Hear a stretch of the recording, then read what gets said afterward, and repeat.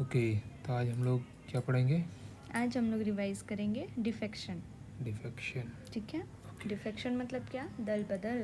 दल बदल। तो इसका बैकग्राउंड कॉन्सेप्चुअल थ्योरी क्या है कि democracy is the will of the people. ठीक है, ओके। अब पीपल क्या है इंडिया में, क्या है? By the means of free fair regular elections. ठीक है, पीपल एक्सप्रेस देयर कंसेंट। ठीक है, ये मैंडेट एक देते हैं कि हु विल रूल अस, खुद वो पावर देते हैं कि तुम गवर्न करो हमें। ठीक है, इसीलिए इंडिया में क्या है? Government by the people, of the people, for the people. ठीक है, अब अगर ये प्रीलिम्स में क्वेश्चन आए कि democracy is a system in which the government works by किस पे वर्क करता है? The consent of the people. ठीक है, याद रखना है, consent of the people, consent ज़रूरी है। तो democracy is based on trust based.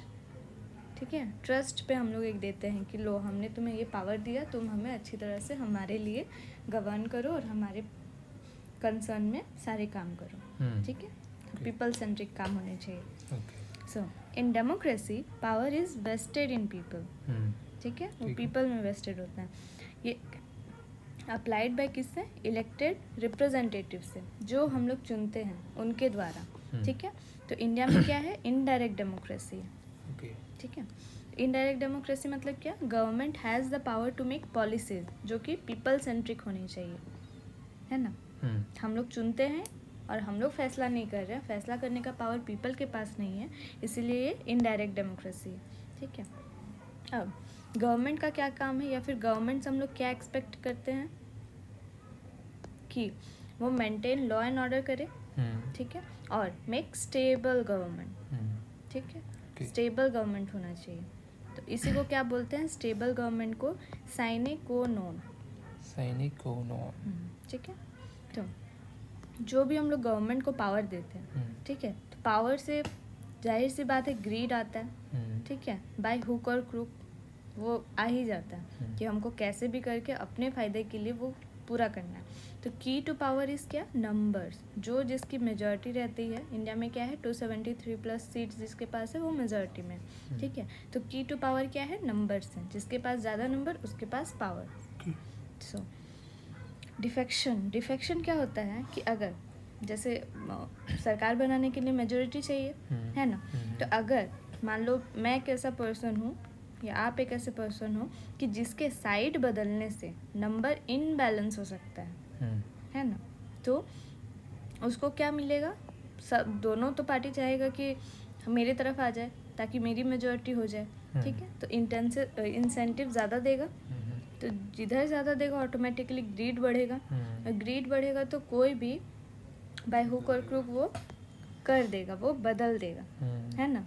तो उसी को बोलते हैं बाय एनी पर्सनल ये के लिए, इंटरेस्ट के लिए। ठीक है, तो इसी डिसेप्शन को मान लो एक पार्टी में था, ठीक है, दूसरा पार्टी उसको कोई भी इंसेंटिव का लालच दिया या फिर जो भी कि आओ जाओ तुमको मंत्री बना देंगे, कोई भी हो सकता है, कोई भी वेस्टेड इंटरेस्ट उसमें। तो इस डिसेप्शन मतलब क्या होता है? धोखा। ठीक है, एक पार्टी के साथ धोखा ही कर रहा है, तो उस डिसेप्शन को ही क्या बोलते हैं? डिफेक्शन। ठीक है, तो याद रखने के लिए दोनों का स्पेलिंग भी सेम है, तो उस डिफेक्शन को क्या बोलते हैं? डिफेक्शन। ठीक है, तो इट कॉजेज इंस्टेबिलिटी। क्या लाता है ये? इंस्टेबिलिटी लाता है। ठीक है, तो defection can be due to vested interest. कोई भी इंटरेस्ट हो सकता है, कोई भी किसी भी चीज़ का लालच हो सकता है जिसके वजह से वो एक पार्टी को धोखा देकर दूसरे पार्टी में मिल जाए। ठीक है, दल बदल ले अपना। इसी को क्या बोलते हैं? Horse trading. ठीक है, तो एंटी डिफेक्शन लॉ क्या है कि 1967 में एक था गयालाल, जो कि एमएलए था हरियाणा का। ठीक है, तो वो इतना मतलब दल बदला, 15 दिन में 3 पार्टी बदल ली। तो उसका एक फेमस बहुत कोटेशन, बहुत सारे मीम्स भी बने, आया राम गया राम।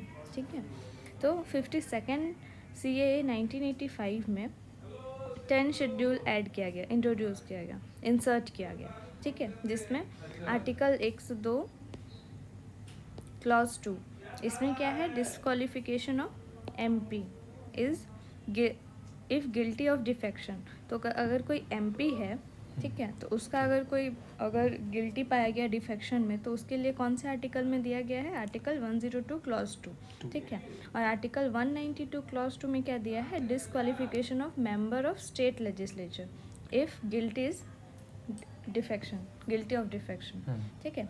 अब डिफेक्शन का टाइप कैसे कैसे होता है? अगर कोई मान लो इलेक्टेड मेंबर है, ठीक है, इलेक्टेड एमपी है या मेंबर ऑफ स्टेट लेजिस्लेचर है, तो वो क्या है? एक पार्टी टिकट में आए हैं। अगर उस पर डिफेक्शन का चार्ज कब लगता है?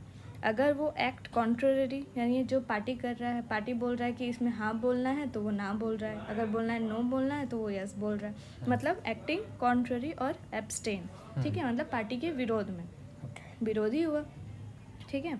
या फिर वो वॉलंटरीली क्विट, ठीक है, या तो खुद से वो क्विट कर दे, या फिर एक्ट कॉन्ट्ररी, मतलब पार्टी के विपरीत चल रहा है, तो उसको बोलते हैं विप। तो ऐसे कंडीशन में उसको बोला जाएगा कि ये माना जाएगा डिफेक्शन है, ठीक है। अब मान लो कोई इंडिपेंडेंट कैंडिडेट है, ठीक है, not from any party ticket, ठीक है। तो अगर वो कोई भी पार्टी ज्वाइन नहीं करना है उसको, वो अकेला है, अकेला ही रहेगा, ठीक है। अगर वो ज्वाइन किया, इफ़ ही ज्वाइंस, तो उसको may be defined as defection, ठीक है। अगर वो कोई इंडिपेंडेंट कैंडिडेट है, अगर वो कोई पार्टी ज्वाइन किया, तो उसको बोला जाएगा, माना जाएगा डिफेक्शन। मे बी है सब में, ठीक है, ऐसा नहीं कि ये माना ही जाएगा, लेकिन मान भी सकते हैं, ठीक है। अब कोई नॉमिनेटेड मेंबर्स हैं, ठीक है, not a member of any party, ठीक है, लेकिन नॉमिनेटेड है, तो वो अगर उनको क्या है प्रोविज़न कि join a party with in 6 months, 6 month के अंदर वो करना है।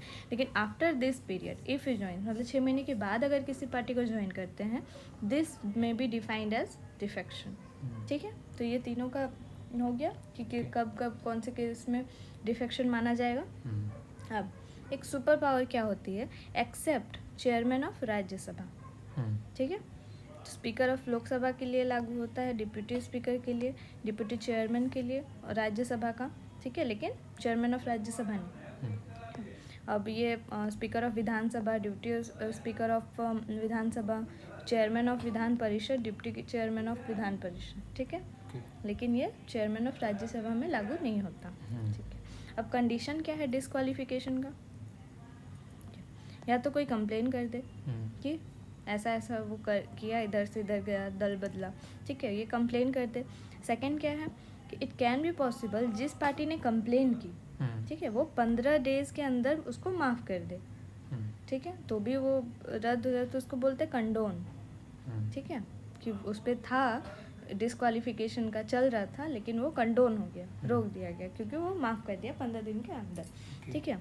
और स्पीकर और चेयरमैन, ठीक है, जो प्रिसाइडिंग ऑफिसर है वो फाइनल अथॉरिटी होती है, ये अगर बोल दे कि ये डिफेक्शन में है, ठीक है, तो वो माना जाएगा। टेंशन ड्यूट क्या बोलता है कि no court shall have any jurisdiction in respect of any matter connected with the disqualification of a member of house under this schedule, ठीक है।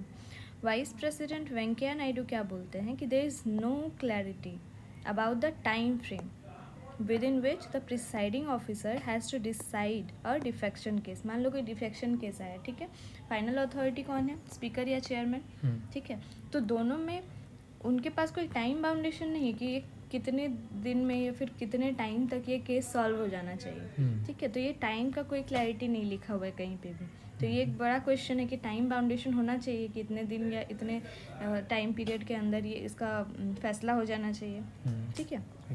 सो एक PYQ था, उसमें क्या पूछा गया कि अ नॉमिनेटेड मेंबर, ठीक है, याद है, एक इंडिपेंडेंट, एक नॉमिनेटेड और एक पार्टी से रिलेटेड, ठीक है।